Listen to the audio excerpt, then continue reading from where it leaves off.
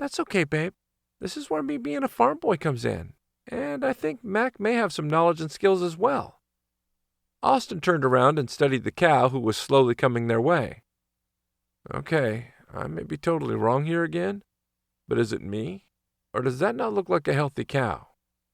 She's not, Tan confirmed. In fact, I suspect we may see some of her brothers and sisters have already died. This is beef cattle, by the way, not dairy cows. I suspect they only had a few dairy cows, considering I didn't see milking machines in the barn. Mack nodded. Maybe they had a few cows for their own supply. I did spot some old equipment to churn butter.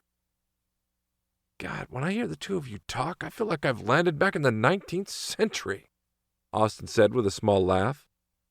They didn't have milking machines back in the 19th century, Mack said, and Tan laughed at the absurdity of the whole conversation.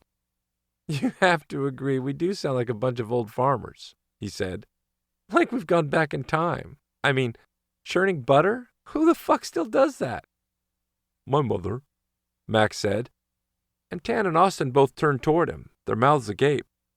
Mack shrugged. Survivalists, remember? We did everything ourselves, including milking and slaughtering. Few outsiders ever set foot inside our compound. A shiver tracked down Tan's spine at that casual statement. The whole survivalist movement was such a foreign world to him. Such a weird concept he only knew from documentaries and news reports. Austin slapped Mack on his shoulder. That knowledge will surely come in handy under these circumstances, so there's that. Mack's face lost the tightness that had been there moments before. Yeah, there's that. They walked across the fields, sort of guessing which ones belonged to Doug and Ruthie since they weren't marked. Tan had been right. They did find several dead cows. He figured they'd died of thirst, since the grass should have been enough to at least keep them alive, if not enough to sustain them long term. They would have needed supplemental food in the winter, but not yet. No, lack of water had killed them. A weak moo alerted them to another victim, a frail-looking cow that tried to rise when they approached, but sank down again. Oh, God, Tan whispered. She's dying. He dropped to his knees next to the animal, which let out a pitiful sound, not even attempting to get away from Tan. With a shaking hand, he caressed the cow's head. I'm sorry, he said.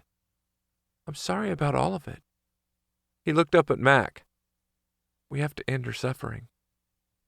Shooting will be too loud, Austin warned. Mack pulled a long knife from his jacket. I'll be quick, he promised Tan. Tan nodded, his throat tight. Why did the suffering of an animal mean so much more to him than all the cruelty between humans he'd witnessed? Maybe because, at the core, animals were innocent. This cow hadn't hurt anyone, and yet she was dying a slow, agonizing death. Tan gave one last affectionate rub, then nodded at Mack. Do your thing.